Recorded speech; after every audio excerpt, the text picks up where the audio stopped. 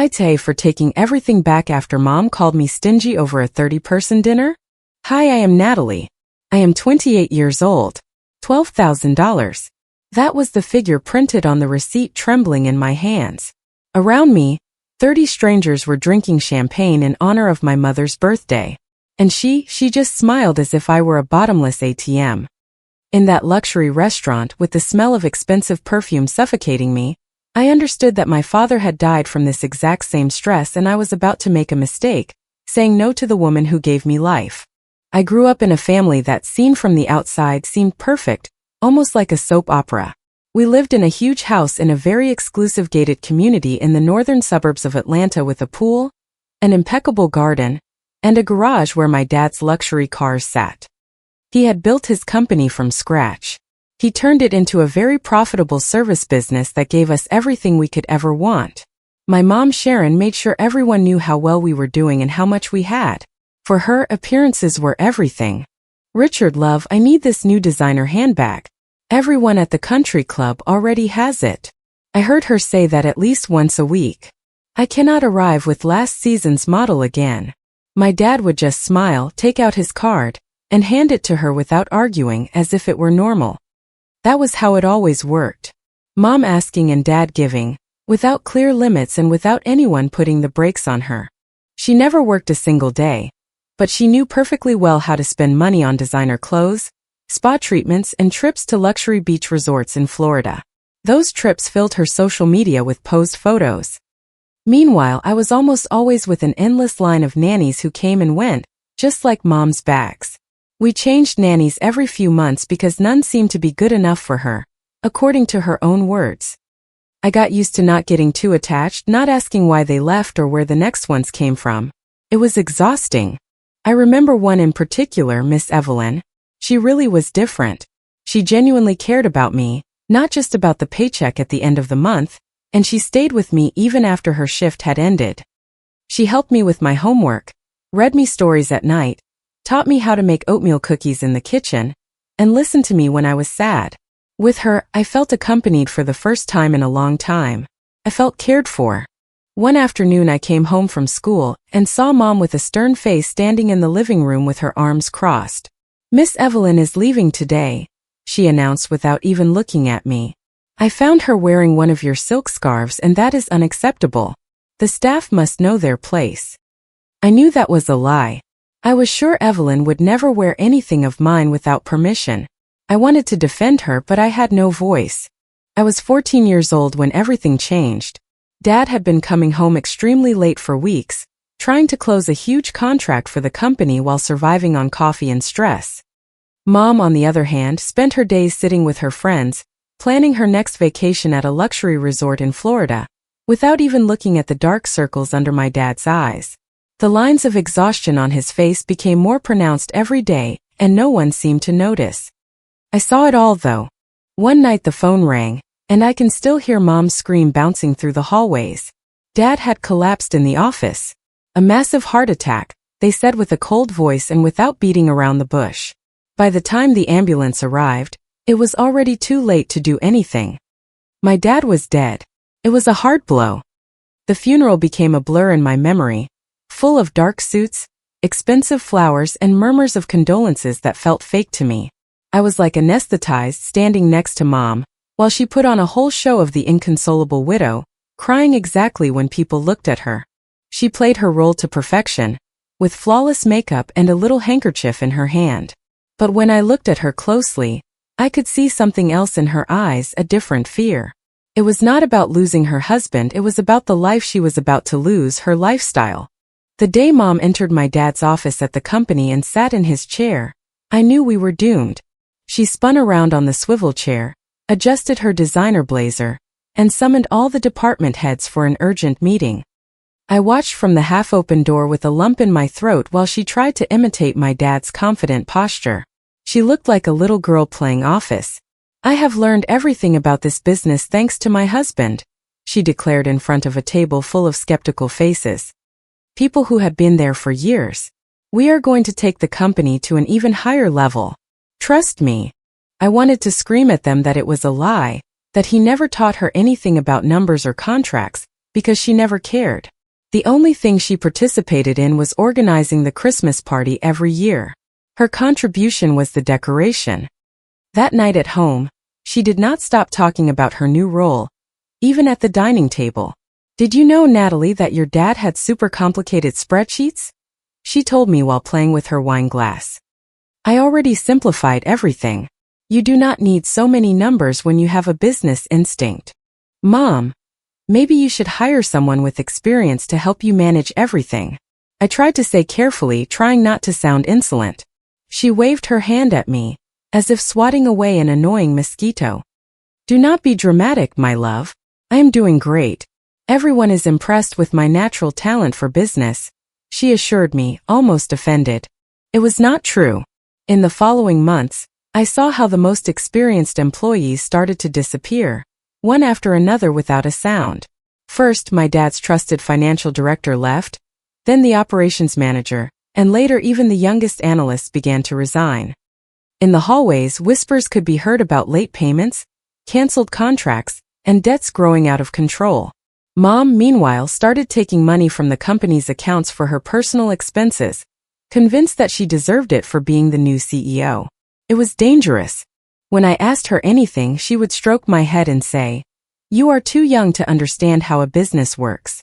My life, trust me." I was 15 years old, but I saw things she refused to see. At every family gathering, the dining room transformed into a stage for her fantasies. "The company has never been better," she bragged to my aunts and uncles. "I modernized everything. Richard would be proud of me." If he had heard her, he would have despaired. I knew it. The final blow came shortly before my 16th birthday. Just any random Tuesday morning. We had just finished breakfast, and Mom had approved the purchase of new, extremely expensive furniture for her office the day before because a director has to project an image. That same day, a bankruptcy notice for the company arrived at the house, with official stamps and words that hurt. We had lost everything. The company was sold to cover the debts, but it was not even enough. The house was the next thing to go. I watched the movers come in and start packing our luxury furniture. The artwork, the expensive ornaments, and Mom's endless closet of designer clothes. They were putting our whole life into anonymous cardboard boxes. We ended up in a small house on the outskirts of Atlanta, in a neighborhood Mom would have driven past with her nose in the air years ago. Now it was our new home. It was a shock. The only thing left intact was my college fund, a trust that my dad had left protected under my name with clear conditions that Mom could not change. That did not stop her. "Natalie, my love, we could use part of that money now. We need it. There will always be time to look into the college thing later," she started saying with a sweet voice. "No, Mom, that money is for my studies," I replied over and over again. Her face would change immediately. After every argument about the topic, her expression would harden and she would say, "After everything I have done for you, this is how you repay me. Are you going to watch your mom suffer while you sit on a mountain of money?" Then she would stop talking to me for days on end as a silent punishment, but I stood my ground. I knew how fast she could burn through money, and I was not going to let her destroy my future too. Not again. The next 2 years were a mix of tension, silences, and repeated arguments, always about money. We barely talked about anything else in that small, cold house. When my high school graduation finally arrived, Mom made it clear she had no intention of celebrating anything. "Why would I throw you a graduation party?" she said that same morning without looking up from her coffee cup. "You do not even want to help your own mother when she needs it most." Those words hurt. I had already been accepted into a private and expensive university in Seattle, in another part of the country. Mom still did not know I was leaving. I had chosen it precisely because it was far away, because it gave me space. At the end of the ceremony, while still wearing my cap and gown, I told her my plans. "You are going to leave and abandon me," she said, putting her hand to her chest as if having a heart attack. "After everything we have been through." "I am not abandoning you, Mom," I answered. "I am just going to study like Dad wanted." It was my way out. The dorm room at the university was small compared to my old bedroom in the big house, but to me it felt like paradise. There was no more blackmail or calculated silences, nor the need to walk on eggshells to avoid upsetting anyone. I could breathe. I decided to stretch the trust fund money as much as I could, eating cheap, buying used books, and forgetting about expensive vacation trips. I learned to save. Every Christmas and every important date, I made the mandatory call to Atlanta. "Hi, Mom. How are you?" "Barely surviving here, you know," she would reply with a deep sigh. "Unlike some people, I do not have a college fund to live off of." She never called me first, not even once in 4 years. She always waited for me to dial. Over time, I stopped expecting anything different. I focused on my classes, my internships, on building my own life far away from the drama. I graduated with honors and managed to get a job at a major consulting firm in Seattle called Maxwell & Associates. I got a tiny apartment in the city, simple but mine, and I dedicated myself to working.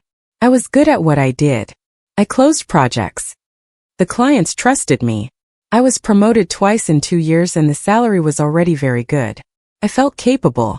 Then that call came. It was Christmas and I was doing my annual round of family calls, almost as an obligation.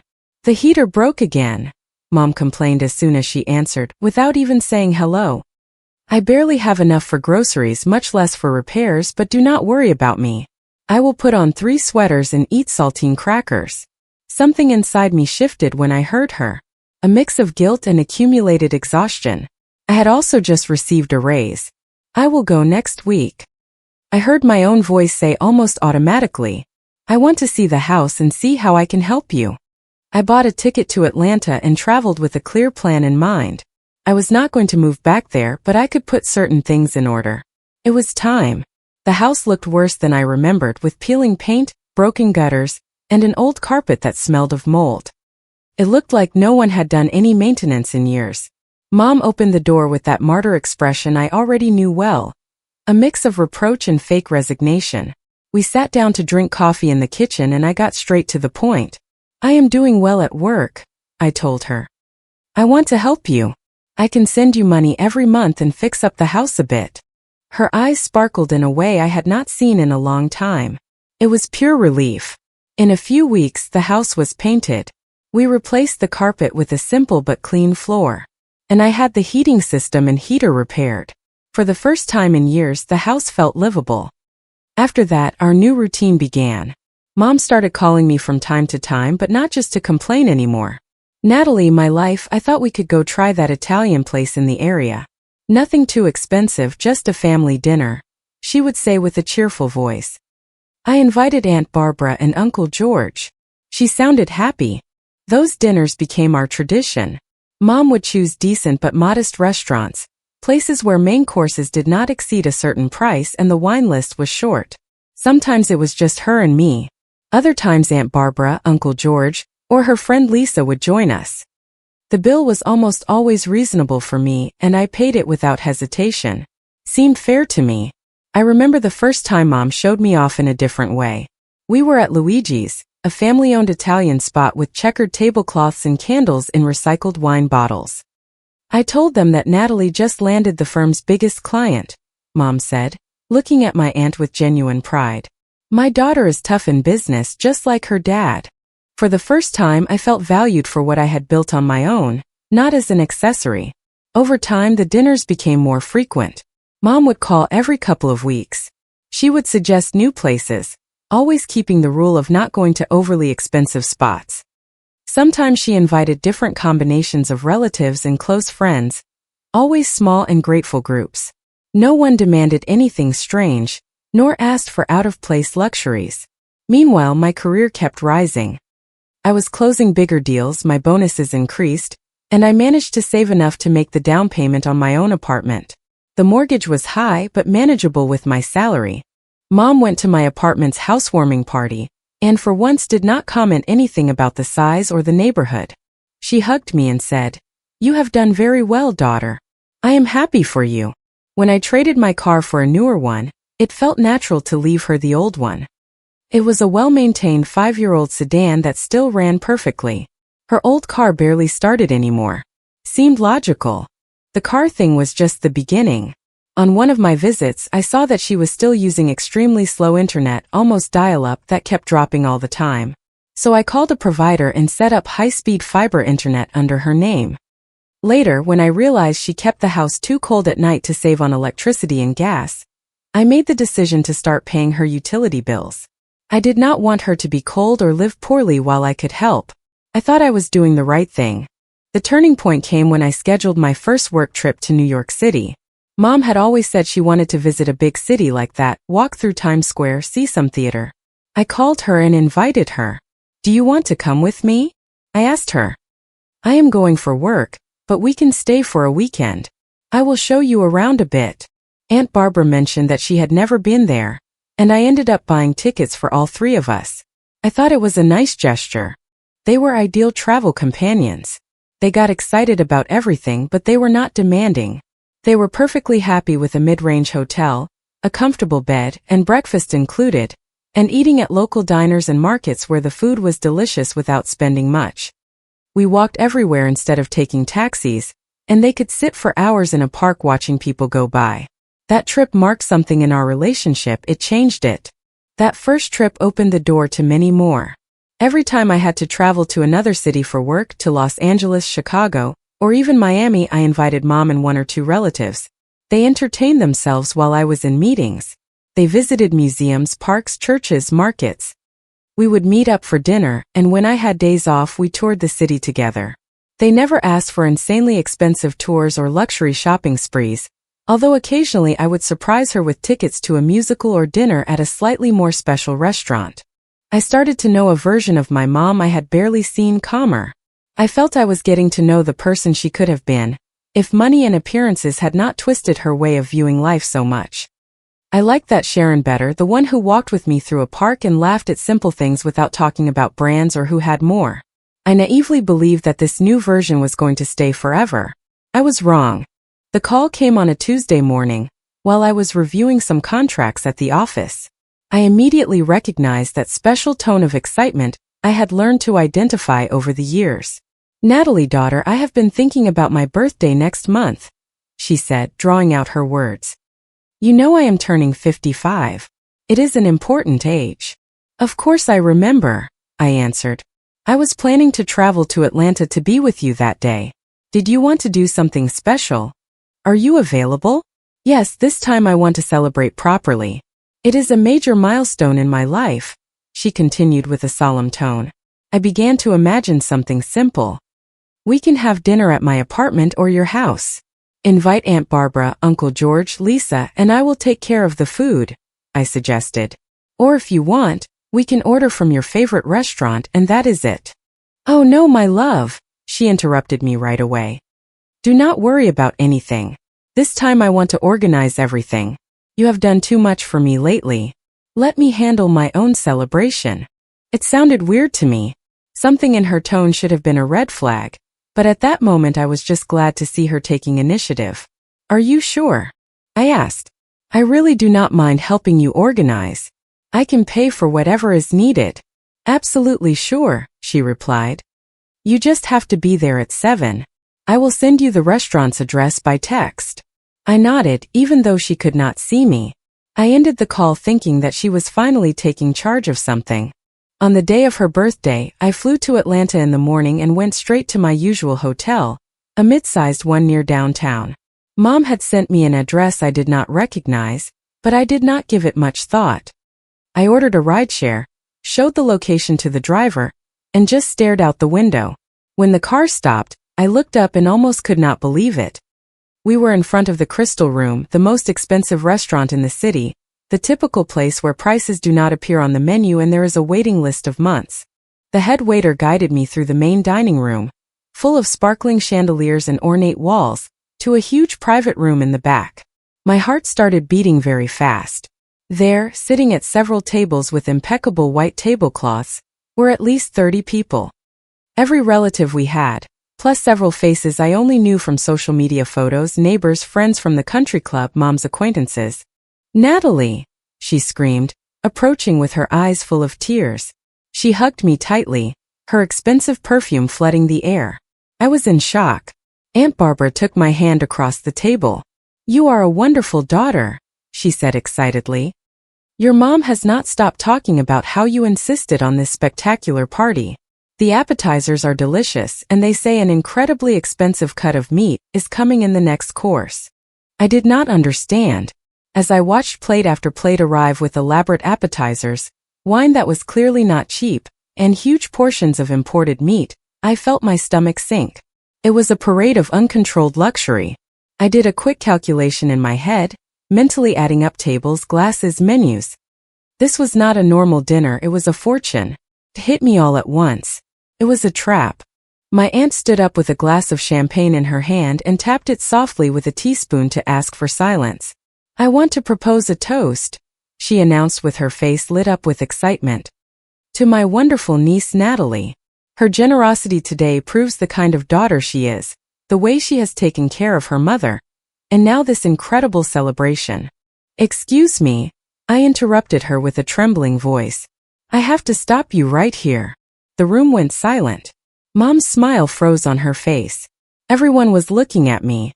"I did not organize this dinner," I said, looking at all of them. "I did not choose this restaurant, I did not authorize this expense.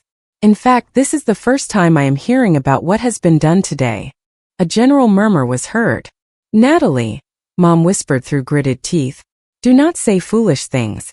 Of course you are going to pay. Who else could do it?" I stood up slowly. The chair scraped against the marble floor and that noise made me take a deeper breath. "No, Mom, I am not going to pay for this," I answered. "I offered to make a simple dinner at your house or order food from your favorite restaurant. You said you would take care of everything. You never mentioned the Crystal Room, or that you were going to invite 30 people. It was the truth. But you always pay," she insisted with her voice getting sharper. "You have been paying all this time, the trips, the dinners. What difference does it make?" "The difference," I said, pointing to the tables full of food, "is that reasonable things are one matter, and this is something else entirely. I am not a blank checkbook, I do not owe you this." "You are ungrateful," she screamed with a cracked voice. "After everything I have done for you. Like when you wanted to spend my college fund?" I asked in a clear voice. "Or when you drove Dad's company into bankruptcy?" No one spoke. The silence in the room was absolute. I took my wallet out of my purse with hands that were no longer trembling as much. I counted $200 and put them on the white tablecloth. "This covers my plate and my glass of wine," I said. "Good luck with the rest." I turned around and walked toward the door without looking back. No one stopped me. I stepped out into the street and the cool night air hit my face. I raised my hand, hailed a rideshare, and gave him the hotel's address. As soon as I entered the room, I turned off my cell phone and sat on the edge of the bed with my hands shaking. I looked out the window at the city lights. I felt lonely and at the same time strangely free. The next morning, when I turned the phone back on, the screen filled with notifications. 47 missed calls from Mom, 28 from Aunt Barbara, 15 from Uncle George, and dozens of messages from other relatives. The voicemail was full. I took a deep breath and dialed my mom's number. She answered on the first ring. "Mom, I am sorry about how things went last night." I started trying to speak calmly. "I am going to your house now. We need to talk about what happened at the restaurant." For a second I thought I was going to hear something different. I was wrong again. "How dare you?" She screamed so loudly that I had to pull the phone away from my ear. "You are a selfish, narcissistic, ungrateful brat. Do you have any idea what you did? You humiliated me in front of everyone." I wanted to explain. "If you had told me beforehand, we would have looked for another option, something more. After you left like a spoiled child, everyone had to chip in $400 each to pay the bill," she shrieked. $400 per person. The bill went up to $12,000, an outrageous figure for a single night. And you, with all your money, could not even pay for your own mother's birthday. You are a cheapskate. I felt something definitively break inside me. "You think I am cheap, Mom?" I said in a low voice. "All right, I will show you what that looks like." I hung up mid-sentence. My hands stopped shaking. In their place came a cold, dry clarity. I knew what I was going to do. I opened my laptop on the bed and logged into my bank account.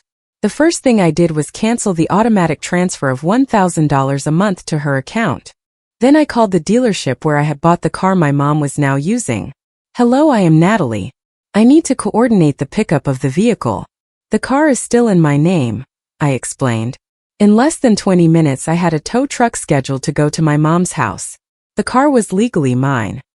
Next, I went to the internet provider's website and with a few clicks, I scheduled the disconnection of the high-speed service at her house. Finally, I opened my social media and wrote a public message addressed to my family. Important notice for my relatives. As of today, I am no longer financing trips or transportation expenses for my mom or any family member. Any previous agreement is canceled. Everyone must make their own travel plans. I posted it. I closed the laptop. I had made a decision.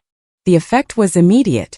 Within hours, my notification tray was flooded with comments from people who until recently gladly enjoyed my invitations and my money. "How can you do this to your own mother?" wrote Aunt Barbara. "After everything she sacrificed for you, you are a selfish person obsessed with money."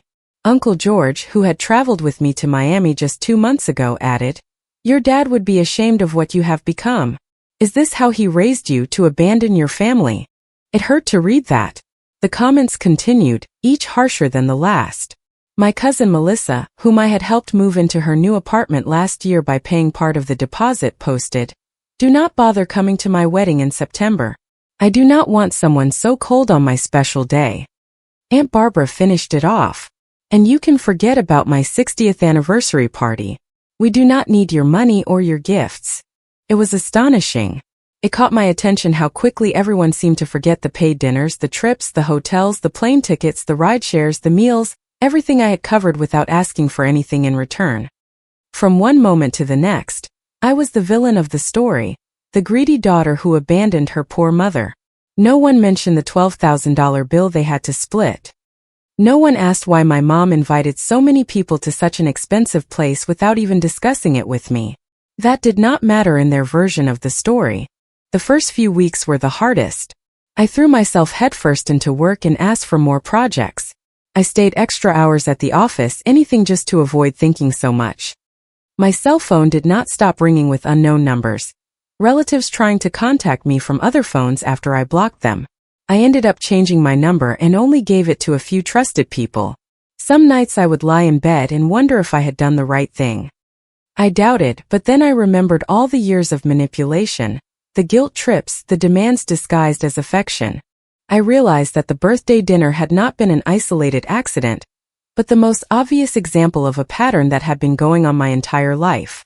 It was not the first time, just the most expensive one. Understanding that calmed me down. 2 months after the episode at the restaurant, Mom tried to contact me again. She used a neighbor's phone to leave me a voicemail. "Natalie, daughter, can we talk?" Her voice sounded lower than before. "I miss you, things are tough. Maybe we could meet for a coffee, just you and me." For a moment I hesitated. I imagined myself sitting across from her in a coffee shop, listening to how she would spin everything to make me the guilty one. There was not a single word of apology. She did not say, "I made a mistake," or "what I did was wrong," or "I should not have put you in that situation." There was no acknowledgement or accountability, just another way to pull me back into her dynamic. I blocked that number too. I did not want to return to the same cycle. Not again. Life moved on. At work I got another promotion. My salary went up, and without the constant drain of supporting my mom and half my family tree, the money stretched in a way I had never felt before. I was able to make plans that were solely mine. I took a trip to Europe alone, paying for every single thing with my own effort, without aunts, without cousins, without mom. I hopped on tour buses, walked through unknown streets, and ate alone in restaurants where no one expected me to pay for someone else's bills. It was a new and liberating feeling. From time to time, through acquaintances or social networks, I hear something about my mom's life. She had to move to an even smaller place because she could no longer afford the previous rent. She complains to anyone willing to listen about her ungrateful daughter who abandoned her. Relatives listen to her, comfort her, nod their heads, but interestingly, none of them has taken on the role with her that I had for years. None of them pay her bills. I see that too. Do I miss having a mother? Sometimes yes. But I miss the mother I needed, not the one I had. I miss the idea of a united family that I saw in others, Not the network of people who were willing to use me as long as I solved everything for them with money. Accepting that difference has been hard for me. Perhaps someday my mom will have a true revelation. Maybe one day she will understand that affection cannot be bought, that family is not measured in bank transfers, gifts, or dinners, that a daughter is not a walking ATM. Maybe if someday she truly asks for forgiveness, without excuses and without blaming everyone but herself, we could try to build something new, something different, with clear boundaries and mutual respect. But even if that happens, there is something I do not plan to allow again. I will not be the family cashier again. That stage of my life is over forever. It is done. Yeah. Comment. This story really made me pause and think about my own life. I realized how crucial it is to have healthy boundaries with the people we love. I've learned that saying no can actually be an expression of self-respect. We can still be kind and generous without letting others take advantage of us. Taking full responsibility for our peace and well-being is incredibly freeing. Sometimes, creating distance is the only way to begin healing. I truly believe that choosing yourself is not selfish. It's necessary. This reminds me that real love and respect go both ways. I hope it encourages you to reflect on where you might need stronger boundaries in your life. What about you? Have you ever had to set a difficult boundary with family? If you liked it, don't forget to leave a comment and support the channel by subscribing. See you in the upcoming stories.